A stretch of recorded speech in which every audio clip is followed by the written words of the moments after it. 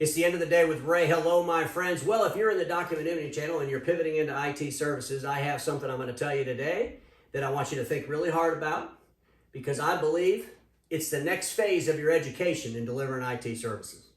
So we hear a lot of folks saying in the Document Imaging channel, hey, we can deliver IT services because we hired XYZ company to do the heavy lifting. Folks, you can hire companies to do the heavy lifting. But what I'm going to tell you here today is this. You better completely understand what those third-party providers are lifting that's so heavy. You better understand it better than anything you've understood before. Because the bottom line is, those people that you're partnered with to do that heavy lifting will in fact be breached if they're not already. We have to assume there's a breach. So if we all assume there's a breach, regardless of what software company we're using, and we're the folks that are delivering those services to the end user, you better understand. You better understand what you need to do to mitigate the breach that those you've hired to do the heavy lifting are currently in.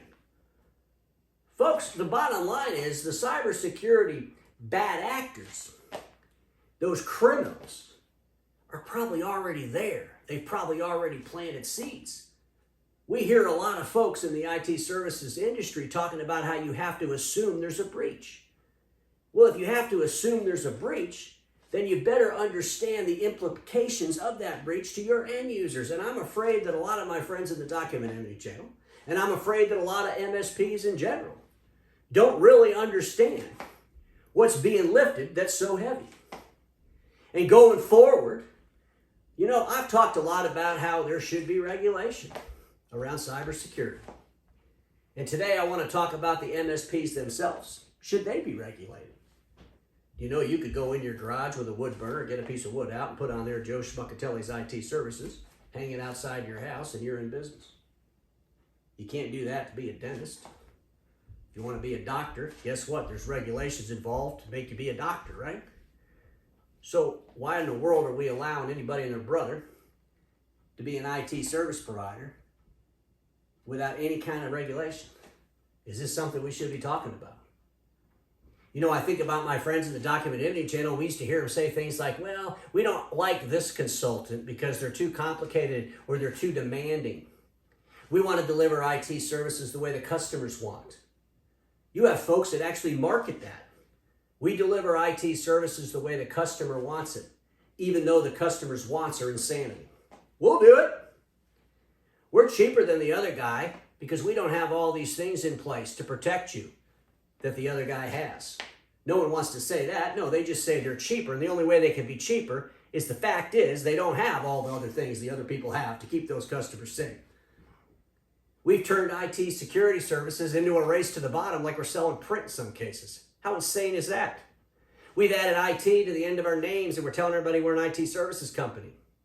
Folks, if you're going to add IT services to the end of your name, make sure you clearly define what the services are. That's all I'm saying. But if you're going to add IT services to your name and then run around and do things undisciplined, unchecked, or unbalanced, that's not a good place to be. And if you're going to outsource capabilities to third parties, you better understand the capabilities of those third parties, and you better understand what happens when that third party does in fact get penetrated by cyber criminals. Because the way we see things going right now, it's just a matter of time before they do, if they're not already. And when I see people marketing themselves against the crisis that's going on at Kaseya and against the crisis that happened at SolarWinds, and they're marketing the community by saying they don't use those software so they're better, I scratch my head and say you're an idiot. Folks, have you listened to some of the rhetoric that's out there? Have you saw some of the marketing stuff that's out there? It's insane. And we should stop it because we look foolish. The bottom line is, and this is what I want to repeat, you got to know what those you hire to do the heavy lifting, you got to know what they're lifting that's so heavy.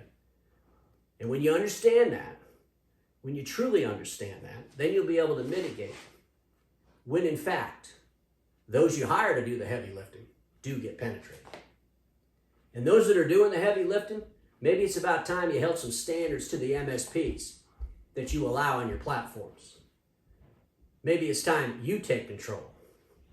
Maybe it's time you regulate yourself. And that'll tell you if we're taking cybersecurity serious. That'll tell you.